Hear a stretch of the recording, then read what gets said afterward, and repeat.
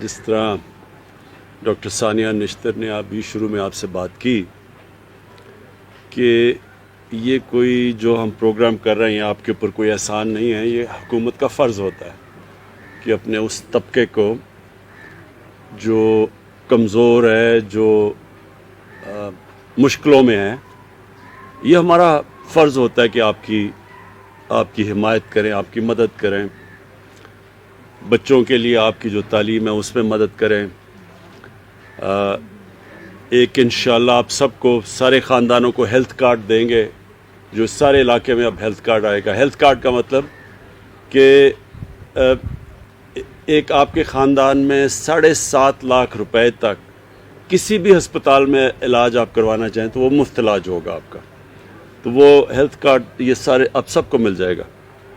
دوسری چیز، یہ جو آج آپ کو ہم احساس کفالت میں جو دے رہے ہیں پیسے، یہ انشاءاللہ آپ کو ملتے رہیں گے تاکہ آپ کی مدد کرتے رہیں۔ لیکن اس کے علاوہ ہم ایک اور پروگرام کر رہے ہیں۔ میں نے ابھی دیکھا 2 نے کہا کہ گھر نہیں ہے۔ ایک قوت ایک بڑا زبردست کام کرنے والا NGO، ان کے ساتھ ہم مل کے ہم نے ابھی تک سب سے کمزور طبقے کے لیے ان کی مدد کی ہے گھر بنانے پہ، تو وہ انشاءاللہ وہ ہم پھیلاتے جا رہے ہیں۔ ایک ہماری نیا پاکستان ہاؤسنگ ہے، وہ بھی ان لوگوں کے لیے، مزدوروں کے لیے جو کبھی اپنا گھر نہیں خرید سکتے، اور دوسرا بھی ہے، انہوں نے کہا کہ ہم 8,000 کرایہ دیتے ہیں، تو انشاءاللہ ہم ایک ایسا سسٹم لے کے آ رہے ہیں کہ بجائے کرایہ دینے کے وہی پیسہ قسطوں میں چلا جائے گا اپنے گھر کے لیے، تو وہ آپ کا بجائے کرایہ دینے کے وہ قسطیں جا کے اور آخر میں گھر بھی آپ کا اپنا ہو جائے گا۔ تو وہ اس کے اوپر بھی ہم پوری کوشش کر رہے ہیں، وہ پروگرام ہمارا شروع ہو چکا ہے، تو نیا پاکستان ہاؤسنگ، اور ساتھ ساتھ نیچے بالکل جو اخوت ہے اس کے ساتھ جو مل کے ہم ابھی تک 5 ارب روپے ان کو 3.5 ارب روپے دے بیٹھے ہیں، مسلسل آگے 10 ارب روپے دیں گے تاکہ وہ بالکل جو مستحق لوگ ہیں ان کو قرضے دیں سود کے بغیر، تاکہ وہ اپنا گھر بنا لیں۔ اس کے علاوہ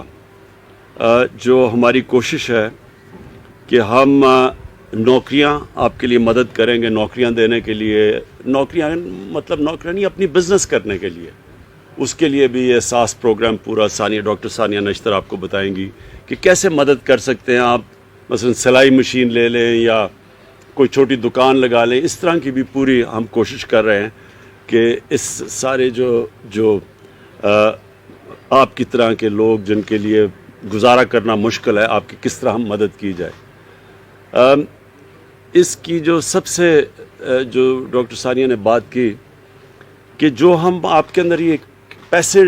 بانٹ رہے ہیں، کیش ڈسٹریبیوٹ کر رہے ہیں، جو 12,000 روپے آج آپ کو ملے گا،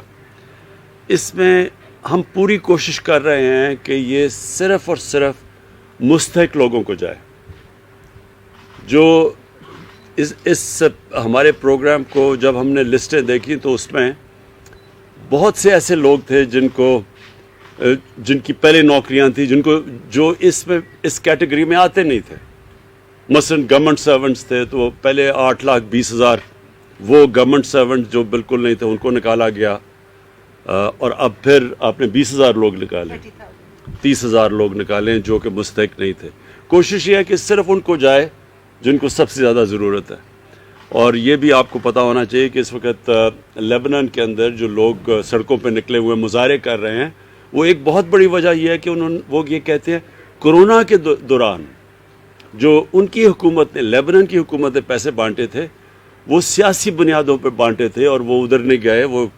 منصفانہ تقسیم نہیں تھی، اور اس لیے لوگ آج مظاہرے کر رہے ہیں۔ تو اللہ کا شکر ہے جو آپ کے ہمارے جو احساس پروگرام میں جو ہم نے پیسے بانٹے پہلی دفعہ، کوئی یہ نہیں کہہ سکتا کہ کوئی سیاسی بنیادوں پہ یا ہم نے اس کی تقسیم منصفانہ نہیں کی۔ تو یہ ایک بہت بڑا کریڈٹ ہے آپ کی ساری ٹیم کو، ثانیہ جو احساس کی ساری ٹیم ہے، یہ بہت بڑا کریڈٹ جاتا ہے کہ کہیں سے بھی آواز نہیں آئی کہ جو پیسے کی تقسیم کی گئی وہ غیر منصفانہ تھی، بلکہ سب زیادہ پیسہ سندھ میں گیا۔ سندھ کی آبادی کے لحاظ سے زیادہ پیسہ ہم نے سندھ میں دیا، حالانکہ ہماری وہاں حکومت نہیں تھی، صرف ہم نے کیونکہ میرٹ کے بنیاد پہ کیا کہ جدھر ضرورت زیادہ تھی، جدھر غربت زیادہ تھی. تو انشاءاللہ وہ ابھی بھی جو آپ دیکھیں گے کہ جو اب ہمارا دوسرا فیز شروع ہو رہا ہے آج،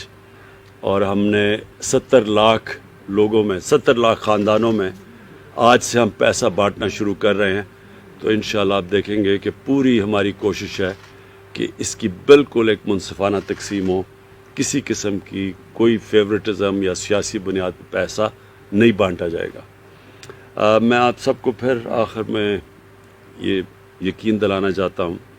کہ ہماری ذمہ داری ہے اس حکومت کی کہ آپ کی مدد کی جائے، آپ کی بنیادی ضروریات پوری کی جائے، اور یہ جو ہمارا احساس پروگرام ہے یہ بڑھتا جائے گا. اس میں انشاءاللہ ہم اور چیزیں بھی لاتے جائیں گے. جدھر جدھر ہم دیکھیں گے کہ مثلا آپ کے بچوں کی تعلیم ہے اور آپ نہیں دے سکتے تو تعلیم میں کیسے مدد کریں. پھر تعلیم کے بعد اور اسکالرشپ اگر بڑی کلاسوں میں جانا چاہتے ہیں یا یونیورسٹی میں جانا چاہتے ہیں اس کے لیے بھی مزید اسکالرشپس کر رہے ہیں،